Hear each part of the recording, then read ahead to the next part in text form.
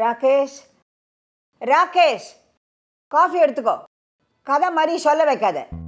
Every recipe has a story to tell. உதாரணத்துக்கு ஒரு filter coffee எடுத்தோன்னா கூட அதுக்கு ஒரு உணர்ச்சி இருக்குது, ஞாபகம் இருக்குது, அதுக்கு ஒரு கதை இருக்குது. இது எல்லாத்துக்கும் பின்னாடி எங்கள் அம்மா இருக்காங்க.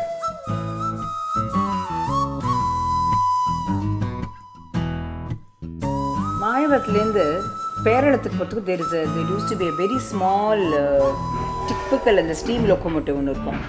அது நல்லா மெல்ல 5 ஸ்டேஷன்லேயும் மெல்ல நின்று இன்னும் கொஞ்சம் ஃபாஸ்ட்டாக போனோன்னா we would have reaching Peralam very soon. பேரளத்தில் வந்து என்ன இன்ட்ரெஸ்டிங் எதுனாக்கா, அங்கே போனோடனே பேரளம் மடை அப்படின்னு ஒரு குரல் கேட்கும். க்யூட் அண்ட் ஹேண்ட்ஸம் ராயர் ஒருத்தர். Cute and handsome ராயரா? ஆமாம், அப்பாட்ட சொல்கிறேன். அப்பா, இந்த மாதிரி ட்ரெடிஷ்னல் ரெசிபீஸ், அதுக்கு பின்னாடி இருக்கிற நாஸ்டால்ஜியா, இன்ட்ரெஸ்டிங் அனெக்டோட்ஸ் எல்லாம் சேர்ந்த உணர்வு தான் அம்மாவும் நானும்.